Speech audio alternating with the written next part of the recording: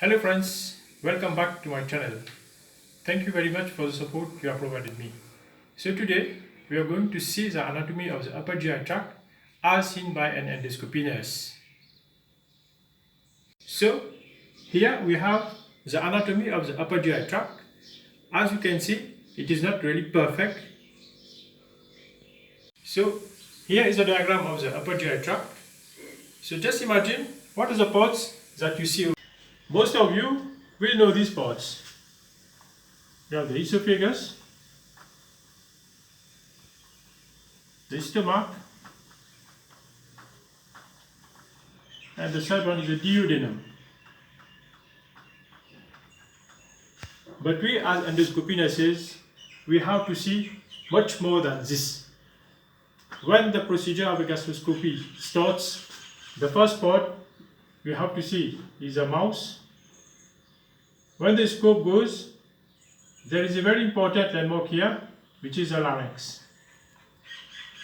It's from the larynx that the endoscopist has to guide the scope towards the esophagus. The esophagus lies behind the larynx. Okay? Now in the esophagus, for us, we have three parts. We have the upper one side, we have the middle part, and we have the lower one side. So esophagus is divided into three parts: the upper part, the middle part, and the lower one side. When the scope passes and goes down, the first part here is a cardia of the stomach. Then we have the body, we have the antrum,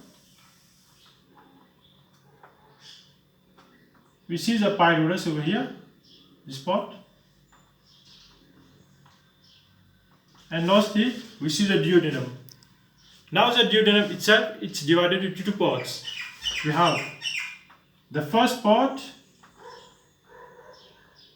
and we have the second part.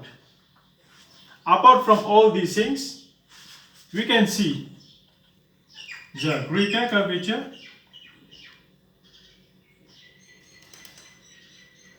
and this part, it is a lesser curvature. So friends, as you can see, the anatomy of the upper GI is not as simple as you think. We as endoscopy nurses, we have to know all these parts. During an endoscopy, the endoscopist examines another part. To do it, he has to retroflex the scope. Then he will see this part. Over here, it is a fundus.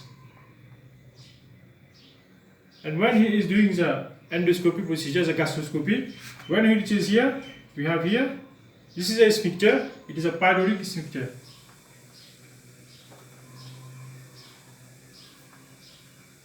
So we have to be ready, always ready to intervene. And we as endoscopy nurses, we can recognize the different pathologies, the different abnormalities that can occur in this part of the upper GI tract. So here in the esophagus, we can have esophageal varices, we can have strictures, we can have tumors. Same over here in the stomach, we can have tumors, we can have ulcers, and here also we can have ulcers and tumors. So friends, as you see, this is the upper GI tract as seen by an endoscopy nurse. There are some other parts like the gastroesophageal junction, the GE junction. Over here we have the incisura over here, but these parts we can discuss it later. Thank you very much for following this episode. Please share, comment and like, and don't forget to subscribe to my channel to get more information on the endoscopy and the GI tract. Thank you.